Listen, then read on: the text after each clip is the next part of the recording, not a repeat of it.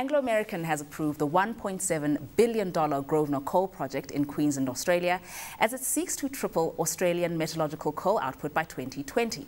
In other news, Anglo named Paulo Castellari as CEO of its iron ore unit in Brazil. Castellari is commercial director at the Brazilian operation, running strategy, business development, sales and marketing, and supply chain. He's a busy man. He will also oversee the construction of Anglo's largest project, the Minas Rio iron ore site, which has suffered delays and cost overruns since it was bought in 2008.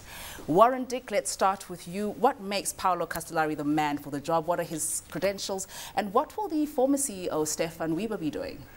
Well, I don't know what Stefan's going to be doing, but I do know that the new guy has been there for quite a while in a commercial role. And obviously it's a slight change in focus as that project nears its completion. They're expecting the first output in the second half of 2013, if I'm not mistaken. So the focus then shifts into running the operation and obviously making sure that they're getting their product to export markets. And that's obviously, from what I can see, the insight and experience that the new man has in this job. But yes, I think Minas Rio has been a very tough headache for Anglo. By all accounts, it's cost them 86 billion rand to put this project together.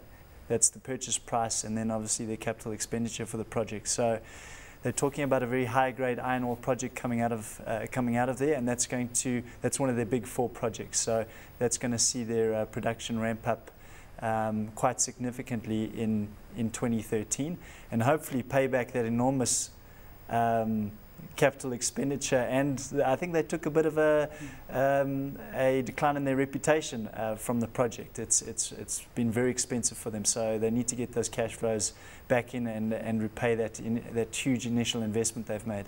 Well, just touching on the four expansion projects that you mentioned, these are expansion projects in developing economies. There's Colomela here in South Africa in the Northern Cape, there's Barro Alto in Brazil, there's a copper project in Chile, and of course the iron ore project in Brazil as well. Is it safe to say that these four projects will completely change Anglo's earning profile over the next few years? I wouldn't say completely change, but they certainly are going to make a big difference on the earnings. I mean, they are projects, and two of them are already kicking into gear. So the second phase of the Los Bronces copper project, which has also been in the news because they've sold a stake to Mitsubishi, that's already in. And then the Barro Alto nickel project, that's coming online at the end of this year as well, as I understand it. So it's fundamentally changing Anglo, and that's the reason why I feel so positive on a long-term view at this point, is because you're buying Anglo at a forward share price of 7 times. That's at current production levels. Now you're talking about the big four coming on stream, and they look really capable of delivering that. So you're looking at production ramping up in the four big commodity areas that they're focused on. Well, and something else that's also fundamentally shifted Anglo is the upping of the stake in De Beers. They're now holding 85%, and they're really one of the top resources companies in the world with a highly well-diversified portfolio of assets. But really having this portfolio of diamonds is what's going to differentiate them. Now, you've pulled up a chart for us showing the compound annual growth rates of Anglo in terms of what the sales of diamond engagement rings. Take us through that chart. What's that all about? Right. Well, I thought I had to bring a chart, seeing as we did have a technical analyst on the show. So my chart was the marketing strength of Anglo American, and obviously now they've purchased De Beers, which will take them to an 85% share in De Beers unless the Botswana government exercises their preemptive rights. And on this chart, you can just see on the left-hand side, this is the case for the De Beers marketing prowess. They started out with the American market, where 10% of first-time brides got a diamond on their engagement ring. 50 years later, in 1990, 80% of first-time brides had a diamond ring. They showed their prowess in Japan. It went from 5% in 1955 to 77% in 1995. And then obviously this is where the big focus for the company is going to be going forward, is in China and Asia, where currently they started in 1994 with only about 1% of first-time brides having a diamond on their engagement engagement ring. They're now at 31%, but you can see that they obviously want to get that up to 70 to 80%. Well, that's an impressive set of statistics, Mr. Dick, but the real question is, did you buy your bride a diamond engagement ring? I did, yes. whether it was an Anglo's diamond, a De Beers diamond, I'm not sure, but it definitely was a diamond ring. Diamond nonetheless. Let's bring in the other chart now. Warren, you're standing by with the Anglo chart, and it's looked like you've got that bearish pattern forming through. Started early in 2011. Take us through what you're seeing there on the chart. Yeah, I mean, Anglo's, the beginning of the year topped out. It gave us a good bearish engulfing candle right at the top there. We've seen the trend come off. The price eventually found support at around 266.50. That would be considered a downtrend. The current pattern there is a flag formation forming, commonly known as a bearish continuation pattern. It has found resistance today at 318.12, which is where I would expect it to be holding up. Should it break through there, then the top of that flag formation will be the next target. And what does the price overlapping in the current channel signify? Well, that just shows us, when price starts to overlap like it is in that channel, it shows that there's not a lot of impetus in the market, not a lot of momentum going through, which is indecisive, really. The market doesn't quite know what to do with Anglos. It's not really buying it, but it's not really selling it. And then just pulling back slowly against the underlying downward trend would be considered bearish, and a failure would be expected. Warren, you've also given us 3 support levels. There's 266.50, 229.75, and 183. Which of the 3 is most viable? Look, 266 will be the first stop. If the price comes back there and actually holds and gives us a bullish signal, then I would take that. 229.75 is a little bit in the middle of nowhere, so I wouldn't put too much credence on that one. But 183 would give us then price support in history, as well as the Fibonacci extension on that previous formation. Warren Dick, let's come back to you now and the project in Queens, Australia. Projects of this nature obviously depend upon the receipt of appropriate licenses and permits, and I think with the COP17 summit underway in Durban, it's comforting to know that the Grosvenor project has passed the environmental impact statement. But what are some of the other receipts of licenses and permits that will actually be contingent upon this? Well, I think they've got this is the approval by the board of Anglo American that they're going to put the capex to use. So it is contingent on I think the infrastructure story there. The amount of coal coming out of the Bowen Basin in Australia. I think it might be subject to further allocations on existing port and railway. Although I'm not too au fait with those details. But the most of the work's been done. It usually goes to the board when they've got a good idea that the project will get the go-ahead from the regulatory authorities. I think, if I'm not mistaken, it might need to be ratified by the Queensland, the state of Queensland government. They have a board that ratifies some of these investments as well. Well, everybody knows that you're big on De Beers and the fact that they've upped their stake, and we know that a kiss on the cheek may be sentimental, but diamond is a girl's best friend. The question for you, though, is Anglo your best friend, hot or not? Why yes, definitely. I think it's hot. I think it's trading at a very cheap level at the moment. And I was discussing with Warren why investors are so negative around the stock and why the technicals might indicate that the price might fall further. And obviously, it's the sentiment around the world economy and China having a soft landing, so seeing reduced rates of growth in China. But long term, as I've mentioned, there's a massive production profile output coming. And, buying it in 7 times forward earnings with all that good news still to come in after the capex has been made is a bargain for me. So I am hot on Anglo American. Hot for Warren. Other Warren, how do you feel, hot or not, and what would be your target price for Anglo? Certainly not hot right now. This would be a short to medium term chart pattern.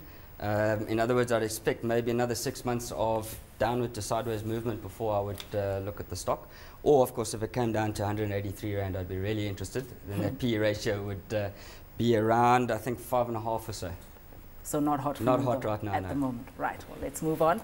Exxaro announced the acceptance of conditional awards granted in terms of the deferred bonus plan scheme to 4 of its directors earlier this week. The Exxaro Employee Empowerment Participation Scheme Trust, or Empower, announced the placing of 6.1 million shares. The placing is being undertaken by way of an accelerated book build to institutional investors only and forms part of the unwinding of Empower, which has reached maturity at the end of its 5-year capital appreciation period. Warren Dick, let's start with you. Specifically around the topic of executive remuneration, it's a highly topical issue and emotive as well. I mean, we know what happened at Sasol with the CEO getting an 800,000 bonus within a month of working. We know the golden handshake paid to Prakash Desai of Avusa, 23 million rand.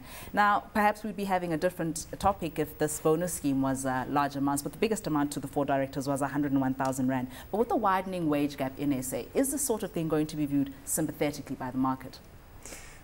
If the management are doing a good job, yes. I think running a big company is not easy, and it's certainly very stressful. So if you can see the value being added, you know, as a shareholder, then you can understand that they deserve to be remunerated properly, and make sure that they're getting rewarded not just for short-term performance, but sustained periods of excellence where they've grown the business, they've improved their relationships with their stakeholders, and ultimately they've grown profits as well.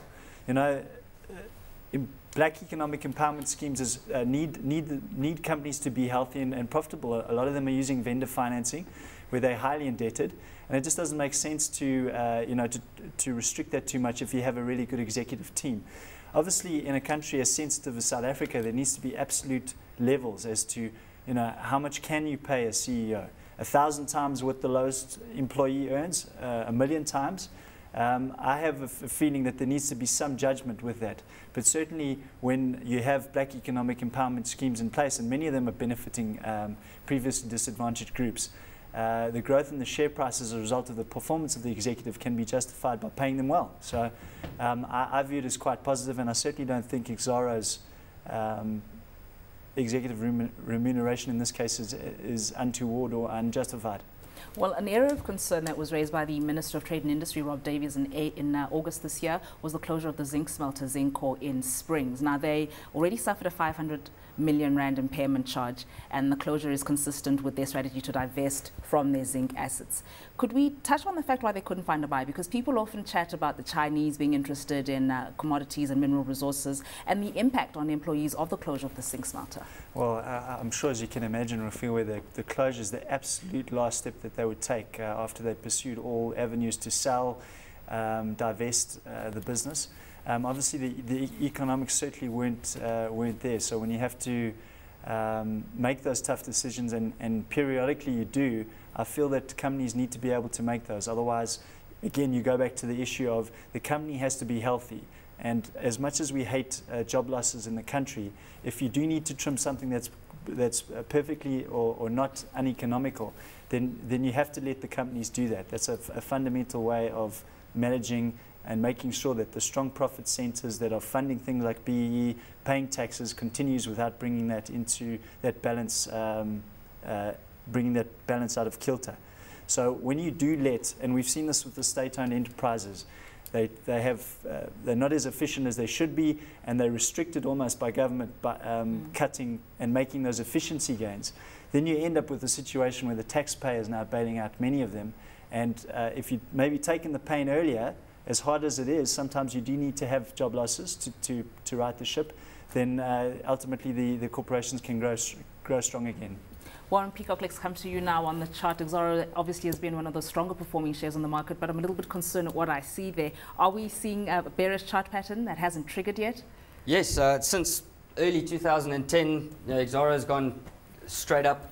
What we see now is definitely a consolidation pattern. It works out to be an almost perfect head and shoulders. In its current position, that would be considered bearish. We've got the left shoulder and the right shoulder at a very similar price at around 190 Rand. We've got the head sitting at 200 Rand.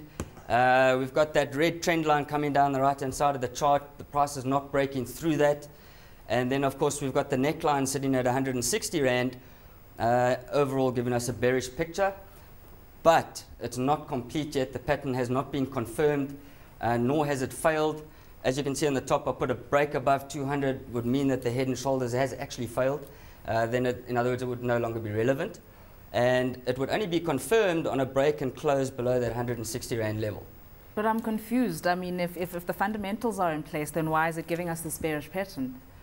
Well, you know, the fundamentals tell us what a company should be doing. The technicals tell us what the market is doing with that price.